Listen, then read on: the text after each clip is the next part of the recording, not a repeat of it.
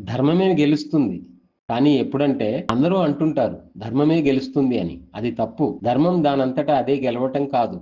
నువ్వు గెలిపించాలి. మనం కలిసి గెలిపించాలి. అర్థం కాలేదా? అయితే రండి. ఒక్కసారి నెత్తుడితో తడిసిన చరిత్ర పుస్తకాలలోకి తొంగి చూడండి. త్రేతాయుగంలో రాముడి భార్యను రావణాసురుడు ఎత్తుకెళ్ళాడు. సరేలే ధర్మమే గెలుస్తుంది కదా, తన సీత తిరిగి వస్తుందిలే అని రాముడు చేతులు కట్టుకొని గుమ్మం వైపు చూస్తూ కూర్చోలేదు.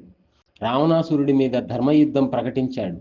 ఆ రాముడికి అఖండ వానర సైన్యం తోడై ధర్మం వైపుకు అడుగులు వేశారు. ఆ యుద్ధంలో రాముడికి సైతం గాయాలు అయ్యాయి. తన భుజాలను, తొడభాగాల చర్మాన్ని బాణాలు చీల్చుకొని వెళ్ళాయి. నరాలు తెగి రక్తం చిందుతున్నా సరే తట్టుకొని నిలబడ్డాడు, పోరాడాడు, యుద్ధంలో గెలిచాడు. ధర్మం గెలిచింది. ద్వాపర యుగంలో కురుక్షేత్ర యుద్ధంలో కృష్ణుడు తను దేవుడు కదా అని ఒక సామాన్య మానవునిలా యుద్ధాన్ని చూడలేదు. ధర్మం చూసుకున్నాడు. పాండవుల పక్షాన నిల్చున్నాడు. అర్జునుడికి రథసారథిగా మారాడు. గుర్రమునకు గుగ్గిళ్ళు పెట్టాడు. దాని పేడ ఎత్తేశాడు. స్నానాలు చేయించాడు. ఆ యుద్ధంలో రథాన్ని నడుపుతూ ఆ వేగంలో వెనకాల అర్జునుడి మాటలు వినపడవు గనక అర్జునుడు తన కాలుతో కృష్ణుడి కటిభాగంలో ఎటువైపు తగిలిస్తే రథాన్ని అటువైపు తిప్పాలని ముందుగానే అనుకున్నారు. అలా కాళ్లతో కూడా తన్నించుకున్నాడు. అవన్నీ ధర్మం కోసమే చేశాడు. ధర్మాన్ని గెలిపించడం కోసమే చేశాడు.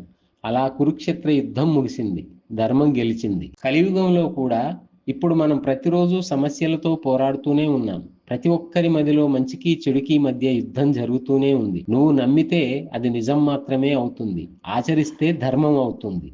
అది భవిష్యత్ తరాలకు మార్గదర్శకత్వం అవుతుంది. అదే నువ్వు, నా, నీ, తన, మన భేదాలను పక్కన పెట్టి న్యాయం ఆలోచిస్తేనే ధర్మం అర్థమవుతుంది. అలా ఆలోచించి పోరాడిన రోజే ధర్మం గెలుస్తుంది. తెగించి అలా ధర్మం వైపు నిలబడిన రోజు నీ వెనకాల ప్రపంచమే నడుస్తుంది.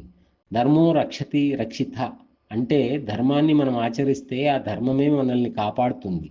కావున ధర్మాచరణ తప్పనిసరిగా చేయాలి.